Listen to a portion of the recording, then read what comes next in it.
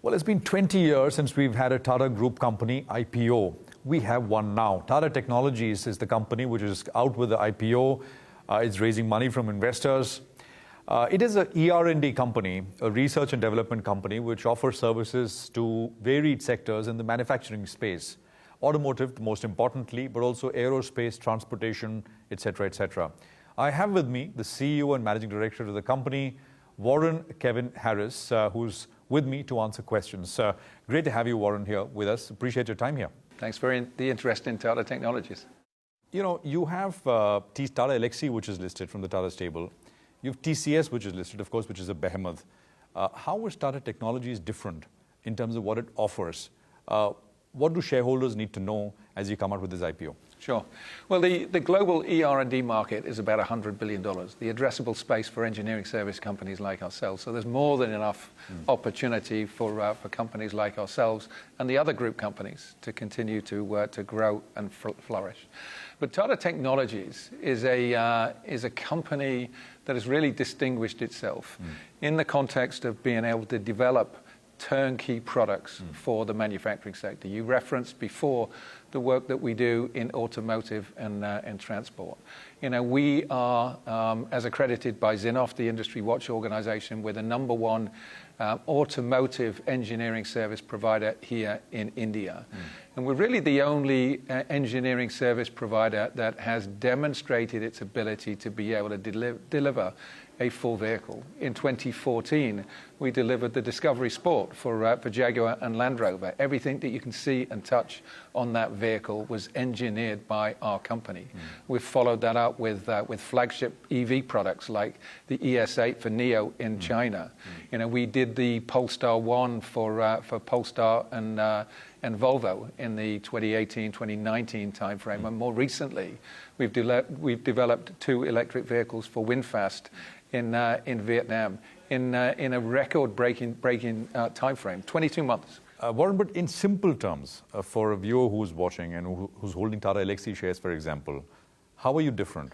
Are you saying that they do some part of the vehicle and you do the full the full vehicle from conceptualization, design, all the way through? Is that the difference? Tata Elxsi is a great company, and it focuses on very discrete components of the automotive value chain, and increasingly it's focused upon software and embedded electronics.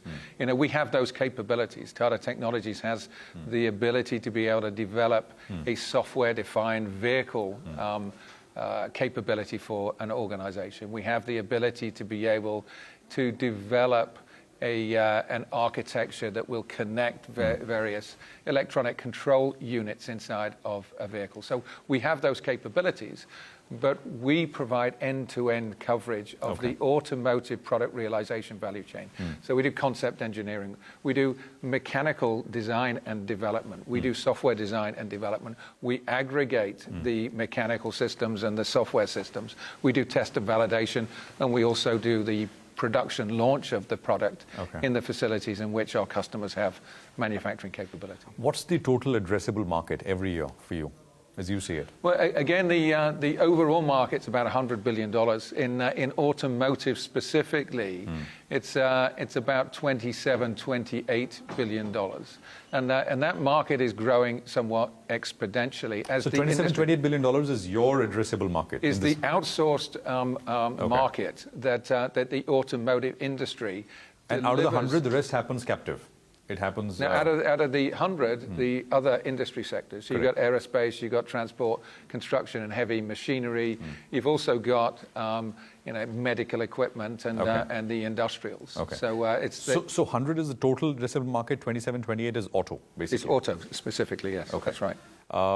You know, you are your dependence on your anchor clients, which is Tata Motors and JLR, has come down over the years. It used to be as high as 70%. I believe it is under 35% now in the automotive segment. I'm focusing automotive because that is by far the largest segment for you. Yeah. What's the thinking there? Where do you want that number to be at going forward? Well, those two anchor relationships have been incredibly important to us in terms of volume. They've also been incredibly important strategically for us because they've allowed us to incubate capabilities and develop our value proposition at scale. I referenced before the first vehicle that we were given responsibility for was the Discovery Sport. So those customers represent very important platforms for us in terms of growth and also in terms of capability.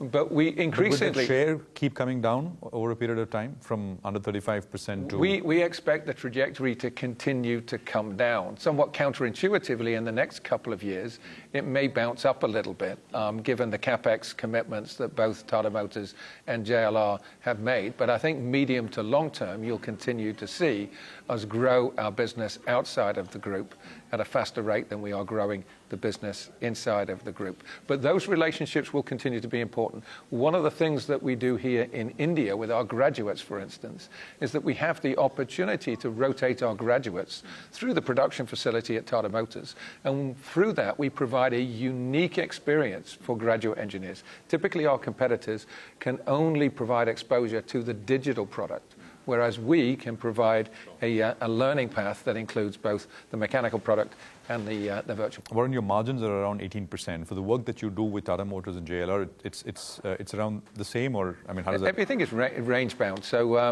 the margins inside of the group are very similar to the margins that we have outside of the group.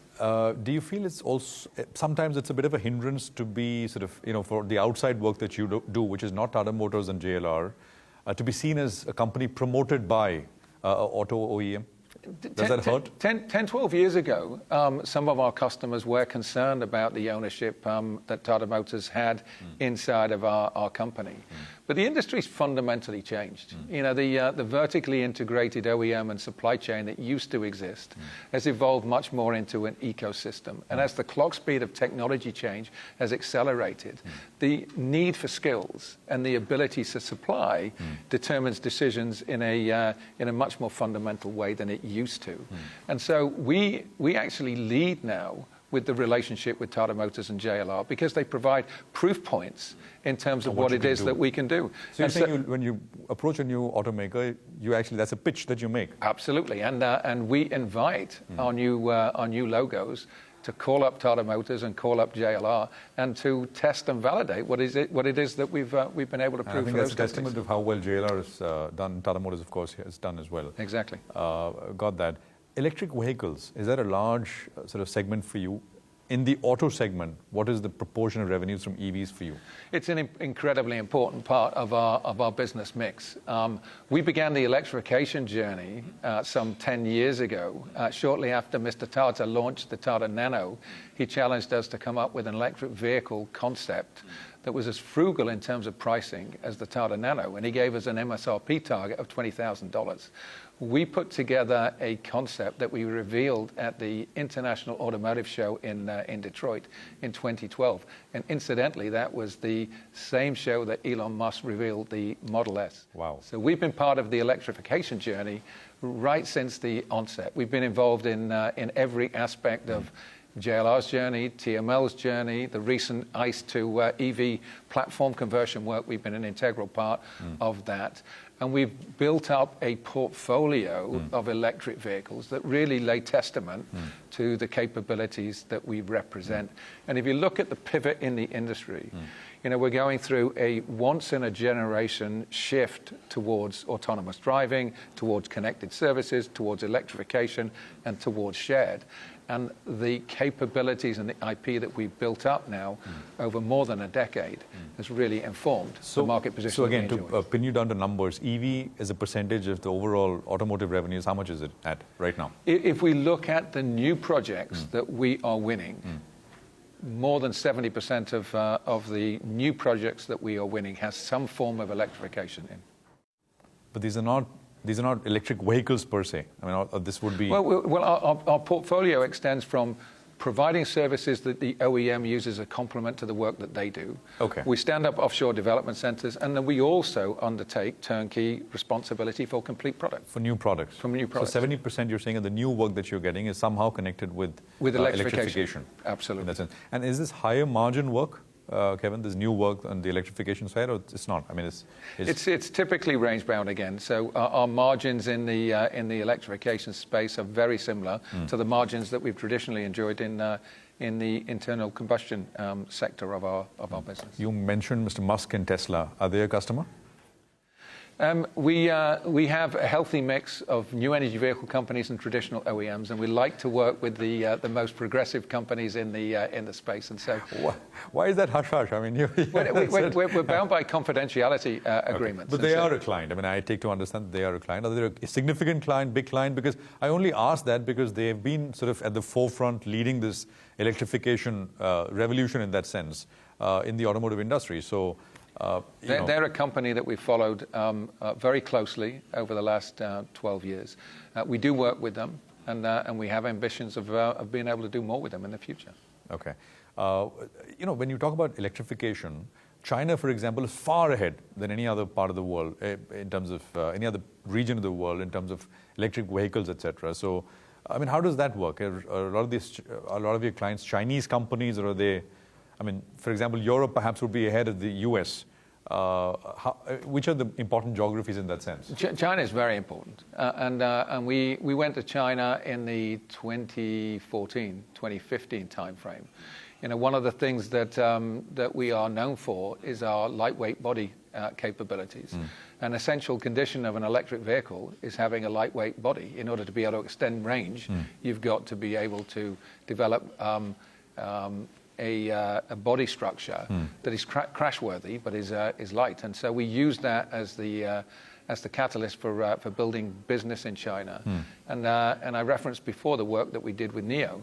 We went to work with NIO when William Li had 35 employees, and we were essentially their ER&D organization when they first formed. And so we've been part of the electric vehicle market there since that time, and the experience that we've capitalized there, we're not only using to continue to build out our regional presence, but also taking that experience and using that in Europe and in North America and indeed here in India as well. And I think that's a testament to the fact that we're a global company. We've got 19 different delivery centers. We're very proud of our position here in India. But we practice very much a balanced onshore-offshore proposition, and we've developed a topology of delivery capabilities that allows us to tap into specialist resource pools in different parts of the world.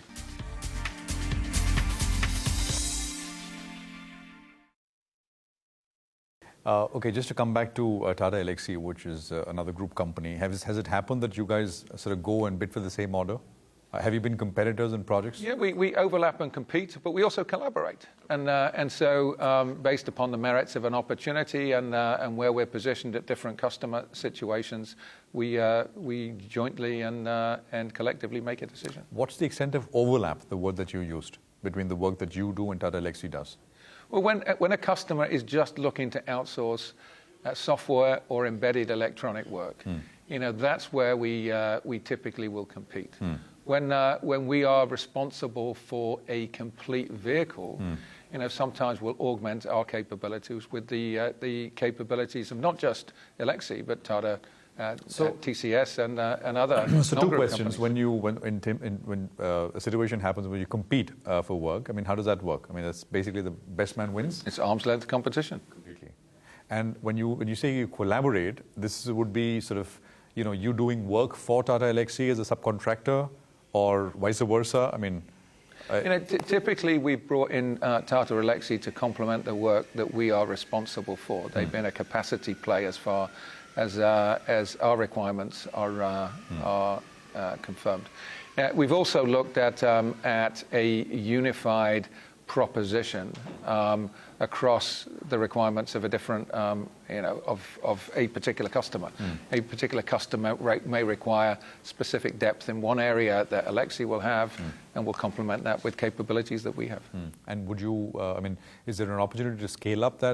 Sort of jointly making a pitch for business, etc. Is that does that happen already? Can that happen? I think one of the things that the group chairman has been very vocal about is synergies within the group. And so we are encouraged to look for synergies where it makes sense for both companies and, more importantly, our customers. What's the rate of growth we should expect, Warren, that potential investors should expect? What has it been over the last, say, 5-6 years? And steady state on both top line and bottom line, what kind of growth rates? We've grown our services business by over 20% over the last 4 years, and we're very bullish about our prospects for the future. The group doesn't provide any specific guidance, so I'm not going to position a growth rate expectation for Tata Technologies. But so we think we're in a very good... Last year, revenues were about $550 million. Yes. So what will that grow at? Will it be faster than before? Just some idea. Again, I'm not going to provide any guidance in terms of where we expect to be at the end of this fiscal year or beyond. All I will say is that we think we're in a very good market position. We think that the tailwinds that we have because of our position here in India uniquely provides opportunity that will allow Tata Technologies to continue to protect its position as the #1 Indian engineering service provider for the automotive sector, and for us to build that out as we look to extend our capabilities into aerospace and transport, construction and heavy machinery. And margins, where you are at, which is around 18%, that seems reasonable to expect for you to sort of maintain? Well, if you look at the margin trajectory over the last 3 years, we've come up from about 16.5% to last year we were at 18.6%, so more than a 200 basis point improvement. We think that there are incremental opportunities to improve margins in and around extending our offshore contribution, investing in optimizing the people pyramid, and driving further improvements in terms of productivity. But I think the improvements in margins are likely to be much more incremental going forward than the type of quantum leap improvement that you've seen in recent years. Okay. You had negative operating cash flow over the last 6 months or so. Why was that, and what's the future there? It's just working cash. It's just working capital changes over the course of the last 6 months as we've invested in people and in infrastructure. But if you look at the last 4-5 years, we've converted 90% of our EBITDA into free cash flow. We would expect to continue that trend. Is attrition a problem for you, Warren? I think attrition rates are pretty high. I think before COVID, we were about 13%. Like everybody else, we were exposed to the Great Resignation after COVID. Attrition spiked up to about 24%. We've seen that come down to 17% in the last quarter. We expect that trajectory to head down to, again, 13-14% over the course of the next 12-18 months. And one of the things that gives us confidence about that is not only the investments we've made in our employee experience, but also engineers like to work on complex things. And we believe that if you're interested in the automotive industry, if you're interested in the aerospace industry, we are undertaking the type of complexity that is unmatched in the Indian market. And so we think we've got a great proposition to attract the best and brightest in the Indian engineering service. Okay. Just one last question. This is the offering which is coming is a purely offer for sale. Yep. Why is that? Why isn't there a fresh issue as well, or you don't need the money? Well, we've done very well as a company over the last 4 to 5 years. We are debt-free. We have a healthy cash position on our balance sheet. And so we're looking at the IPO as a way of legitimizing the brand and reinforcing the trust between ourselves and our customers and our employees and potential employees in the future. So we don't need the capital to discharge the the plans that we've got in terms of our business plan. Warren, just one more thing. I mean, I remember a few years ago there was a story that Tata Technologies is actually is up for sale. I think there was Warburg Pincus was involved. There were numbers floating around, etc. How do you respond to that? I mean, has there been a big shift in sort of change in terms of the thinking of the group, in terms of what they want to do with the company? What happened then, and what's happened since? The Tata Technologies has never been up for sale. The group has always been committed to us and we to them. Over the years, we've raised capital from outside of the group. In 2011, 2012, we brought in capital through Tata Capital's private equity funds. And they're one of the sellers in this. And they're one of the sellers, but they will continue to be an investor in our company after the IPO. In 2017, we looked at bringing in additional private equity money. We were excited about that opportunity, but it was a minority position that was being taken. And at the end of the day, both parties decided that it didn't make sense, and we walked away. And so, we'll continue to explore opportunities like that going forward. And we remain committed to the group, and the group remains committed to us. It's a pleasure speaking with you, Warren. Great having you here on CNBC TV18. All the best for the IPO. Thank you. Thank you very, very much indeed, and thanks for your interest in our company.